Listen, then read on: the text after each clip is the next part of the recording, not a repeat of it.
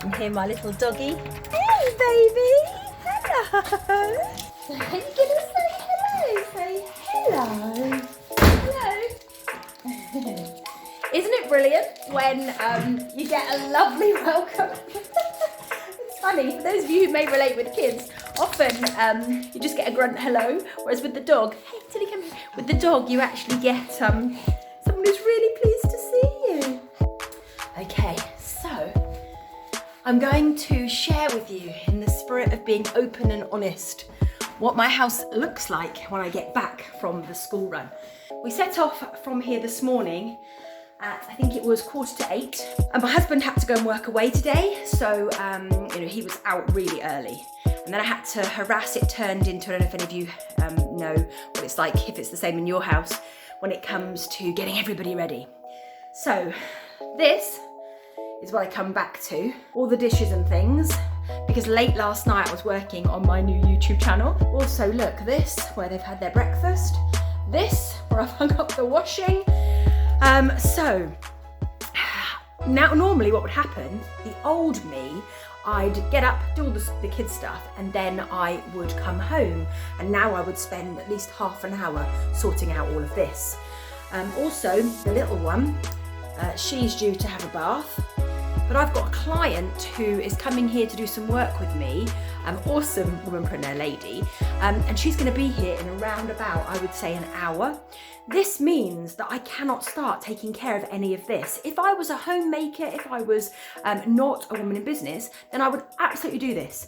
So this is my hint and tip. Get over the fact that you have any worry about having a power team helping you. So in about 15-20 minutes, my housekeeping team are going to come in, and they are going to completely transform this so that by the time my client arrives, it looks like I am the most ordered housewife that could ever exist. The other thing that's going to happen today, if I bring you through here, is you'll see all of this. You see it all? Look at all that. What's going to happen is I'm about to sort through all of that, and then my awesome ironing lady is going to come and take all that away. So that actually what I'm doing is making the best use of my time between now and when I'm going to go and do the school run again. Now, I know many people don't like to, if you're a woman in business, you might outsource the school runs. For me, I love to drop the kids, I love to pick them up, I love to for them to see that normality. But I couldn't do what I'm about to do today with work if I was going to now embark upon all of the tons of jobs that I know need to be done in the house. So I'll show you again after the team have been doing it. However, for years and years and years, there are two things I want to say. One, I felt guilty about having help in the house. I felt like, oh no, people can't see us all messy, people can't see us, or maybe I'm lazy. Well, I know I'm not lazy, and I know you're not lazy. And the other thing is financially, how can we afford it? And one of the things that I still do to this day, even though now I didn't have to do it this way, I will do swaps. So sometimes if there's a particular job I want to get done at the house, I will then swap my business services with the person who is doing the job. So therefore we win-win. So if you're finding cash flow means at the moment you couldn't come home, you'd be like, oh, I have to come home and do it all myself, then consider if there's someone you can swap services with, because we only have a certain amount of time in the day, and I need to use that time wisely. You need to use that time wisely to the best that takes you nearer to your hopes and dreams and goals. So this is Jo after the editing process. I talked in that last video about exchanging services, and I just want to add a couple of points that are really important that every womanpreneur knows before they do the exchange. There are 3 things that I want you to remember.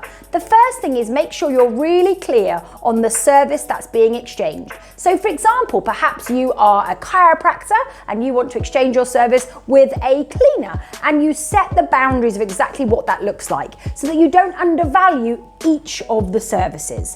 The second thing that I want you to make sure you do is define how long the exchange is going to go on for. So for example, we're going to do this for 2 months, and then we're going to review, and it's going to be 1 weekly session of an exchange.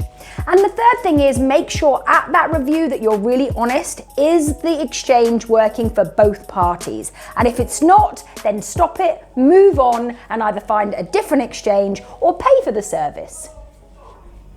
Thanks for watching that video. If you're a woman in business and you want more content about how you can set yourself free, then subscribe. And if you want more content right now, then click this video that I've picked especially for you.